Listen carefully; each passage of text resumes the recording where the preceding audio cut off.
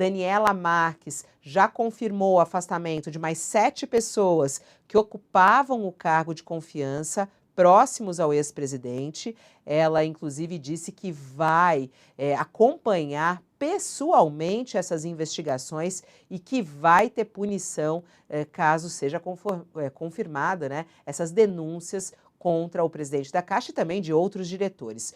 Hoje, Pedro Guimarães, ex-presidente da Caixa, escreveu um artigo no jornal Folha de São Paulo. Ele se defende das acusações de assédio e fala que ele e a família estão sofrendo um massacre insano e inquisitorial. É o que ele escreve aqui. Eu quero sofrer a mais profunda devassa. Ele dizendo aqui, eu não escreveria um artigo com meu próprio nome e faria as afirmações que farei se não pudesse sustentá-las não apenas hoje, mas daqui a 1, 10 ou 20 anos. Portanto, esse não é um texto de defesa, é um posicionamento de vida e eu o assumo aqui, com todas as consequências, que aliás não as temo nenhuma, pois o que eu e minha família estamos sofrendo é algo que no futuro será lembrado apenas pelo que é, um massacre insano e inquisitorial. Por isso, quero sofrer a mais profunda devassa a que uma pessoa possa ser submetida. Eu queria pegar até esse trecho e já passar isso para a nossa colunista aqui do UOL, a Isabela Del Monde, e já está conosco aqui ao vivo. Eu queria muito te ouvir, Isabela. Em primeiro lugar, boa tarde. Seja bem-vinda mais uma vez ao nosso programa. Boa tarde, Fabiola. É um prazer estar aqui com você mais uma vez e comentar, né, desse caso que está tendo reverberação aí todo dia. Todos os dias. Acho importante, né? Ele está se defendendo, claro, é ele que está sendo acusado. A gente, nos últimos tempos, estava ouvindo muitos as denúncias anônimas, né? E também outras que não são anônimas, mulheres que mostraram a sua cara para justamente falar sobre o assédio moral que sofriam na Caixa Econômica. E aí vem a defesa dele. A mulher dele também publicou um texto ontem, uma foto com ele, dizendo que é um massacre, que isso tem um caráter político de quem quer destruir o Brasil, segundo eles. Eu queria muito te ouvir a respeito dessa primeira defesa de Pedro Guimarães. Como que a gente pode interpretar essa fala dele, dizendo que ele quer realmente sofrer uma devassa e o que ele está sofrendo é um massacre? Bom, primeiro de tudo, eu acho que essa comparação, né, de quem está acusando o Pedro e desejando que ele seja investigado e eventualmente responsabilizado, caso as denúncias se comprovem verdadeiras, essa comparação de que há uma vontade de destruir o Brasil, coloca a pessoa ali mostra, né, um patamar de alta importância que a pessoa se dá, né? Ela é um cidadão brasileiro, ela ser responsabilizada por condutas que ela tenha cometido, não tem nada a ver com destruição de país, muito pelo contrário, né? É a construção de um país ético e seguro para todas as pessoas.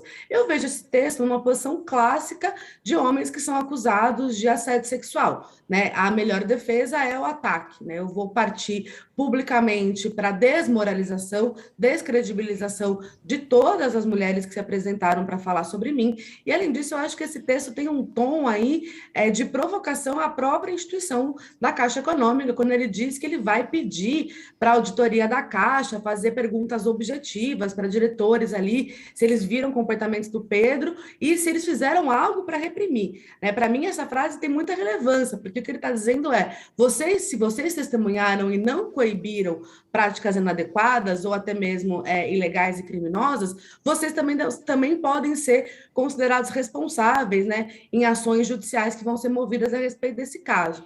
Então, eu acho que é uma movimentação típica, comum, não me surpreende. É claro que não é agradável acordar e ver um dos maiores jornais do país com essa publicação. Imagino que isso tenha pegado bastante fundo para todas as mulheres que tenham se pronunciado, né, que falaram e fizeram as denúncias, mas não me surpreende, Fabiola, e é muito comum também, né, esse papel da esposa quando o homem está acusado de qualquer tipo de prática sexual inadequada, né? A gente vê isso fora e dentro do país há anos. Colocar isso tem uma simbologia muito forte, né? A mulher ali do lado dele, reforçando que acredita nele, que confia nele. Isso é uma decisão de defesa, sem dúvida alguma, também. Agora, tem outro dado importante, a gente está acompanhando esse caso da Caixa e com uma preocupação se isso realmente vai ser investigado. O que a gente mais escuta é isso. Precisa ser investigado a fundo, pode fazer uma devassa. A gente até quando saiu esse caso conversamos rapidamente sobre isso, Isabela, sobre a dificuldade das provas. E você falou, não é tão difícil assim, sempre há testemunhas, o que pode valer ou não pode como prova. No entanto, quando a gente olha os dados da Controladoria Geral da União, preocupam. Eles revelam que 2 em cada 3 processos de investigação por assédio sexual na administração pública federal terminaram sem qualquer penalidade. De 2008 até o mês passado, 905 processos para apurar casos de assédio sexual. Entre as investigações finalizadas, 432 chegaram ao fim sem punição. Isso representa 66% do total. Quer dizer, é dificuldade de provar, ou realmente foram denúncias equivocadas, falsas. Como é que você interpreta essa dificuldade de punição de assédio sexual? Olha, eu interpreto que provavelmente a maior parte das investigações feitas nesse caso, talvez elas não tenham se guiado pelas melhores técnicas de apuração de incidentes baseados no gênero, na sexualidade, na raça. Nesse caso aqui, a gente está fazendo, então, um recorte de incidentes baseados no gênero, porque as mulheres são as maiores vítimas de violência sexual. E para isso existe técnica. Existem pilares metodológicos que sustentam esse tipo de apuração. Um desses pilares, por exemplo, é a fundamentação contra o trauma. O que isso significa? É saber, a pessoa que está escutando, é saber reconhecer como que o trauma impacta a pessoa que passou por um incidente desse tipo e como ele é refletido no discurso, Fabiola. Muita gente, por exemplo, espera que uma vítima de uma violência sexual seja contundente, colaborativa e muito clara com todos os detalhes dos fatos que lhe aconteceram. Entretanto, não é isso que acontece, é natural que não seja isso que aconteça, porque o nosso cérebro, quando a gente passa por um incidente como esse, por um trauma como esse, ele muda um pouco o seu funcionamento. Então, é muito natural, por exemplo, que a gente tenha flechas de memória, é muito natural que haja lapsos, que haja necessidade de se reavaliar o que está sendo, o que se viveu, para bater todos os detalhes. E muitas pessoas acham que quando uma vítima, por exemplo, diz, não, e aí eu estava saindo do elevador, ele me puxou pelo braço esquerdo.